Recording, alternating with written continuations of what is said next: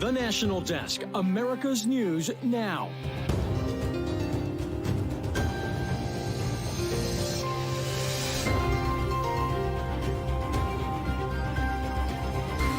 The holiday travel surge begins and airlines look to prevent the major disruptions seen last year. Coming up, what we know about the flight delays and cancellations so far. I'm not going to negotiate this language here from this podium. We're still actively working with our UN partners about the resolution and the language itself. The UN Security Council searching for a Gaza solution that the U.S. won't veto as a sticking point emerges in the truce negotiations to bring the hostilities in Gaza to a halt. Then dress-up play sets and slime eggs don't have a whole lot in common, except for that they're both on a major toy recall list. Tonight, the affected products and what we know about their harmful chemicals. This is the National Desk, America's News Now. I'm Amira David. On this Thursday, the busiest travel day of the week, just ahead of Christmas, millions of people are en route home for the holidays. Airlines for America expects carriers to fly more than 39 million passengers over the next week, 16% more than last year. After 2022's holiday air travel meltdown, U.S. airlines say they're ready this time. So far this year, airlines have canceled a little over 1% of flights, which is down from more than 2% we saw last year, according to FlightAware.com. This as the weather remains a huge concern. Right now, Southern California getting drenched by a slow-moving storm forecast to bring a month's worth of rain in just 24 hours, up to 10 inches expected in some areas, and winds could reach 55 miles an hour. Several neighborhoods have already been flooded. Elsewhere in the U.S., Midwesterners aren't getting a white Christmas this year. Instead, they're getting record warmth. Meteorologists say unusually mild weather expected to break dozens of records in the lower 48 states. Temperatures in the upper Midwest and western Great Lakes may reach about 30 degrees above the norm. Experts say it's connected to a strong El Nino weather event. Meantime, in Maine, residents starting to get their power back, but a lot of work remains. According to poweroutage.us, roughly 90,000 customers still don't have electricity. This after powerful storms pushed up the East Coast, boasting strong winds that toppled trees and power lines. Central Maine Power aims to have all customers back on by Christmas. Let's hope so. And tonight, supply chains around the world under threat as attacks in the Red Sea against commercial carriers continue by the Houthis, a Yemeni rebel group backed by Iran. It's sparking worries of a repeat of the economic turbulence that followed Russia's invasion of Ukraine. National correspondent Atra El-Nashar has a look at how it could impact prices in the U.S.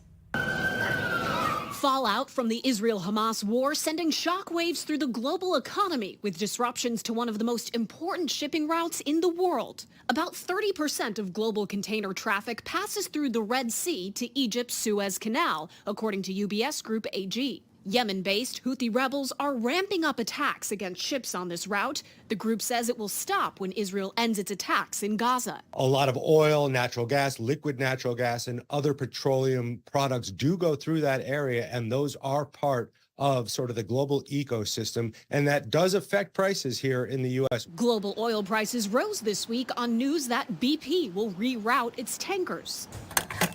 In the U.S., after weeks of declines, the average gas price stands at $3.12, according to AAA, just 2 cents higher than last week.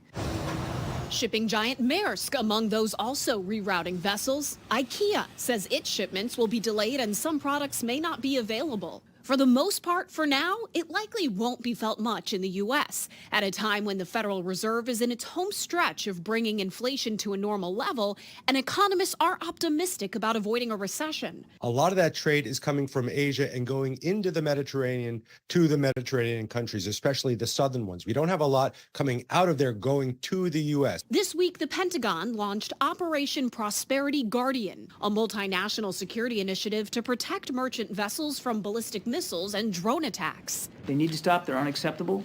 The United States, our allies and our partners will do what we have to do to counter these threats.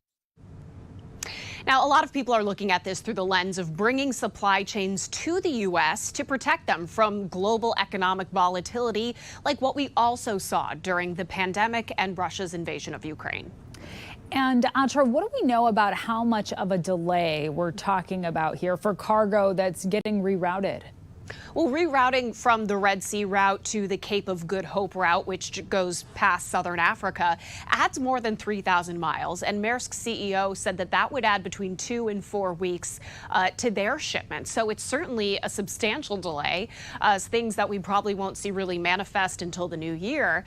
But the longer this goes on, the more expensive this could be, not just for the shipping companies, but for consumers worldwide. Huge economic impacts there. Atrel Nashar reporting from D.C. Thank you, as always. Meantime, tonight, amidst the backdrop of another delayed UN vote that would force a halt in the fighting in Gaza, a stall in truce talks between Israel and Hamas, with a growing unlikelihood a deal will be reached anytime soon. The major sticking point, Israel rejecting a permanent ceasefire, as Hamas said today it would not agree to an exchange or release of hostages without a commitment to end the war completely. Finally, responding to a proposal by Israel to pause the fighting for a week in exchange for 40 of the 129 remaining hostages. This as we learn that the hospitals in northern Gaza are no longer functioning. Even makeshift treatment centers risk shutting down, forced to operate with little to no resources. Here's what a World Health Organization representative had to say while visiting one medical center based in a church. They currently have no operating theaters. They're operating on a staff of about 5 doctors and 5 nurses. There are patients here who have been injured for more than a month and who have had no surgery. Just 9 of the 36 hospitals across Gaza are in operation, largely in the south.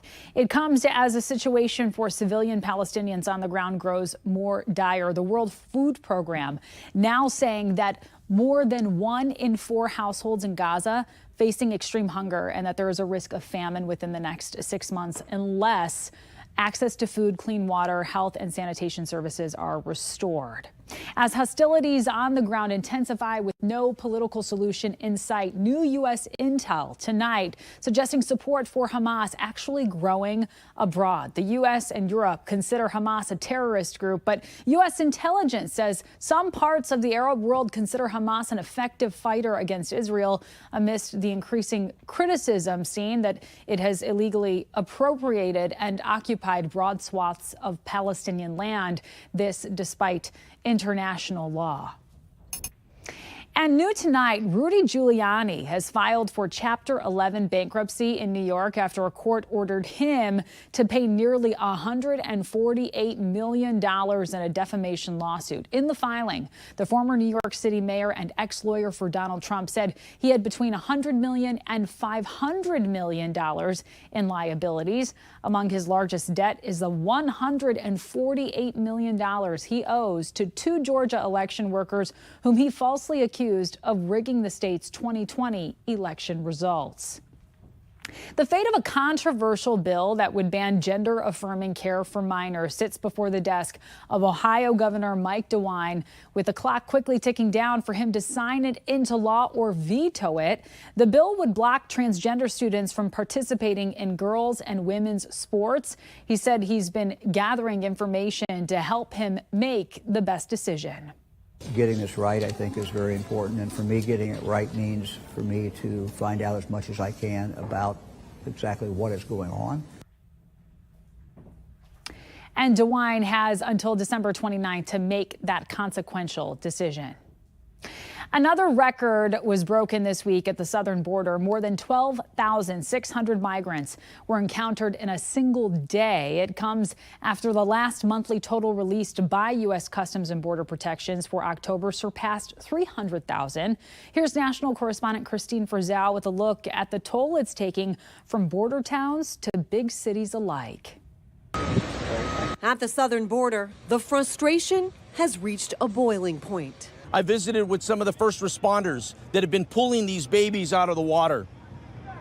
They're exhausted. We're all exhausted. As Congressman Tony Gonzalez was speaking, a migrant with a medical emergency behind him. Just one snapshot of a situation he says is growing more desperate by the day. Now playing out in a border town versus big city battle. Texas Governor Greg Abbott putting migrants on planes from Texas to Chicago after Chicago's mayor threatened to impound buses and fine their companies for unauthorized transport of migrants. We're doing everything in our power to deal with this very overwhelming international crisis that has placed the city of Chicago as a target by this governor. Governor Abbott in Texas also this week signing new laws, making illegal immigration a state crime, giving law enforcement the authority to arrest undocumented immigrants anywhere in the state. Senate Bill 4 is now law in the state of Texas. The new law already facing lawsuits as other top officials in the state continue to ask the federal government for more support. No community and no country really can withstand and continue to withstand the broken immigration process that we look at today. We hear plenty of talk of a broken immigration system in Washington as well. And despite a bipartisan group of senators working on a fix, the Senate and the House have now left town for the Christmas holiday and won't be returning for more than 2 weeks. I'm Christine Frizzell reporting for the National Desk, America's News Now. Christine, thank you. And coming up, a new problem for Honda is forcing a major recall. What you need to know about this issue and which models are impacted here. Then a new poll shows a dramatic change in approval of President Biden among black voters, what it suggests about the 2024 election, plus what activists are calling for in response to a high death toll on one Maryland highway. We are back in 90 seconds.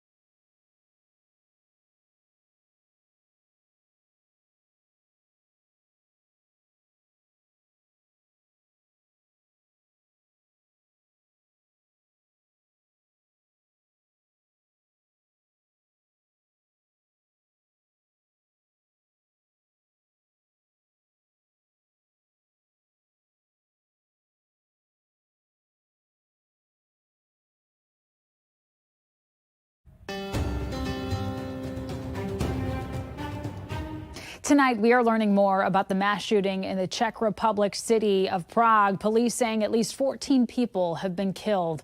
More are injured. The shooter, who is now deceased, has been identified as a student at the university in the city's downtown. There's no longer a threat to the area, and a motive has not yet been identified. Meantime, on the jobs front, new data showing the number of Americans applying for jobless benefits inched upward last week by 2,000 to 205,000 overall. We're talking about a 1.8 million amount of people collecting such benefits in the most recent week measured. A proxy for layoffs, unemployment claims have stayed low despite several interest rate hikes over the past year, blunting worries about a possible recession. Honda, it is ordering a massive recall that you need to hear about. The automaker recalling 2.5 million vehicles in the U.S. and 4.5 million vehicles worldwide due to risks of a fuel pump failure. Multiple 2018 to 2020 model years vehicles are affected. Thankfully, no reports of injuries. Owners will be notified in early February. It comes as we learn about several toys that are being recalled for containing high levels of phthalates. These chemicals may disrupt hormones and lead to more serious health issues. The impacted products are the Liddy City Premier Doctor Play Set and Teacher Purse Set and Liddy Pretty Stylist Handbag Set. Also Prex Tex Slime Eggs. They were sold on Amazon and Walmart online. Are you behind on paying your taxes? The IRS may be waiving your penalties to help you get caught up. Our Janae Bowens shows us who's eligible. Little homie, you better pay your tax. La, da, da. Netflix's We the People series points out we all have to pay taxes. And what you gotta pay is based on how much that you make. And some of us are behind. You know, we're in the billions of unpaid taxes. The IRS reports Americans failed to pay $688 billion in taxes in 2021. So the IRS is trying to incentivize people to do the right thing.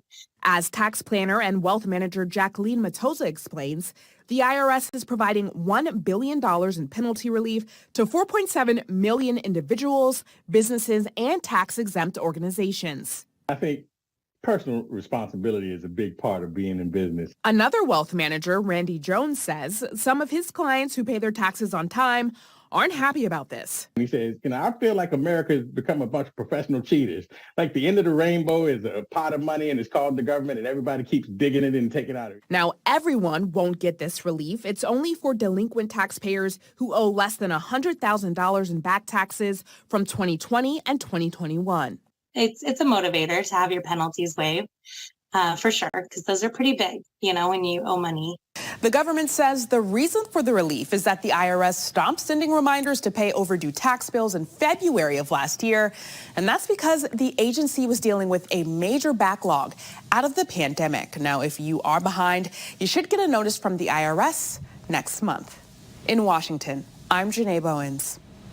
Good to know, Janae. Thank you. A new Democratic analysis suggests President Biden and the party need to reach black voters in new ways for better voter turnout in 2024. A recent poll by the Associated Press NORC Center for Public Affairs finds that only 50% of black adults approve of the president when compared to 86% that was seen in July of 2021. Black voter turnout dropped across 7 states in 2022 from the 2018 midterms. Meanwhile, Republican candidate Nikki Haley, she's reacting today to the Colorado ruling to take former President Trump off the state's primary ballot. I think Colorado's wrong. I think the Supreme Court's going to shoot it down, and I think they need to shoot it down quick before anybody else thinks they want to do that. The Colorado Supreme Court issued its opinion Tuesday to remove Trump's name. Trump's campaign said it will be appealing the decision to the U.S. Supreme Court.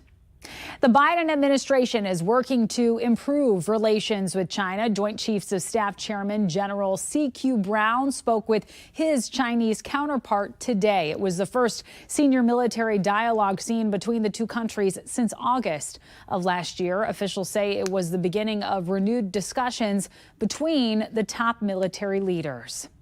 And Pope Francis is calling on Vatican leaders to avoid, quote, rigid ideological positions. He said this today in his annual Christmas greeting, just days after he formally allowed blessings for same-sex couples in a major policy shift. While Francis did not directly mention that decision in today's remarks, he did talk about the importance of advancing and pushing forward. A new study just released from the CDC is tracking the number of Americans who suffer from extreme chronic fatigue that does not go away with rest and has no cure. The National Desk's Angela Brown reports. The CDC releasing new numbers that 3.3 million Americans suffer from chronic fatigue syndrome. Fatigue they can't shake off with sleep that is crushing and also debilitating. Overwhelming fatigue, not improved by sleep, brain fog, pain, dizziness. Just a few symptoms of ME/CFS, chronic fatigue syndrome, affecting an estimated 1.3% of U.S. adults. Dr. Elizabeth Unger, chief of the Chronic Viral Disease Branch, leads the ME/CFS activities at the CDC. ME/CFS has been studied for years and it's still poorly understood, but we do know that it has a biologic basis. The CDC found women are more likely to suffer from chronic fatigue syndrome than men, and the percentage of adults with ME/CFS increases with age until 70 and then declines. Experts say the true estimate may be even higher because the condition is difficult to diagnose. We do know there are many patients that are not recognized and not diagnosed. And even those then that are diagnosed, many of them sort of kind of give up on healthcare because they don't find it helpful. With no cure in sight, Dr. Unger says the best thing we can do is spread awareness. I would like people to know that this is a real horrible illness. And to be empathetic and caring on those that have it. They need our support. They need to be cared for just like anybody else with any serious illness like cancer. The cause of chronic fatigue syndrome is unknown. In Washington, D.C., I'm Angela Brown. And coming up, an inside look at how United Airlines plans to handle thousands of flights at a major airport in the coming weeks. We'll be right back.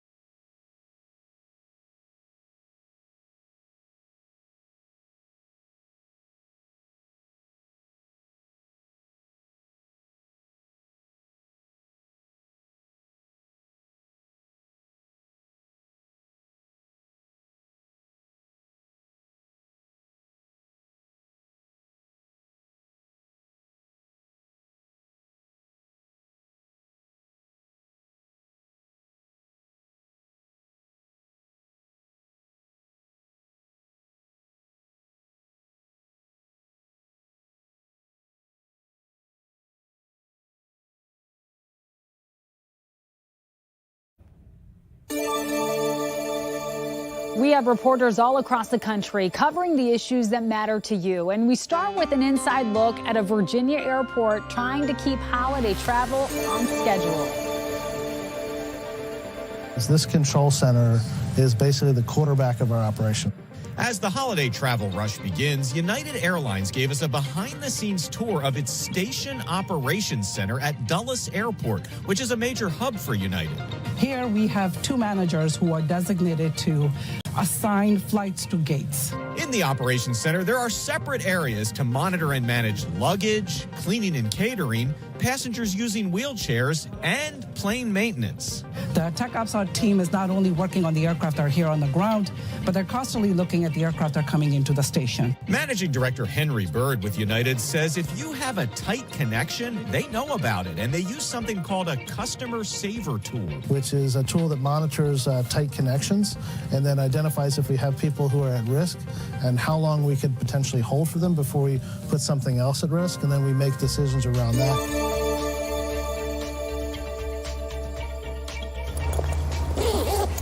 Packing up packages at Everything Chic is a sign of a busy holiday shopping season. Well, the Christmas season is everything. You'll do probably 40% of your business for the whole entire year if you're successful. Myra Crutchfield has owned this shop in Hutchinson Square for nearly a decade. She says this season is giving off a positive vibe for her business. We're optimistic, we're on track, we're doing better than normal. We're having fun. And it's not just Crutchfield with a winning shopper's forecast, especially for local shopping. We caught up with the town's mayor-elect, Russ Touchberry. I hear a lot of positive feedback. I think a lot of folks are out shopping and getting out in the public spaces more and more. When you think about historic downtown Somerville, it really doesn't get better. The Indian Head Highway death toll in the last 16 years, 91 people killed. Just last year, 10 people died in crashes along this multi-lane connector from the Beltway to Charles County through southern Prince George's. Crashes often involve multiple fatalities, with speed often to blame.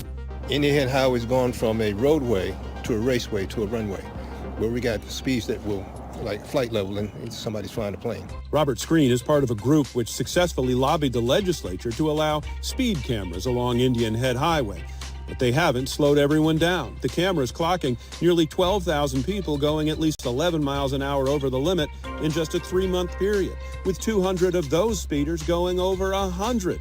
All of which is why Screen's group is pushing for a dramatic increase in fines for high speeds and repeat offenders, calling a press conference and enlisting the support of several politicians in hopes of getting a bill through the legislature. We're not trying to pick people's pocket, we're trying to save people's lives.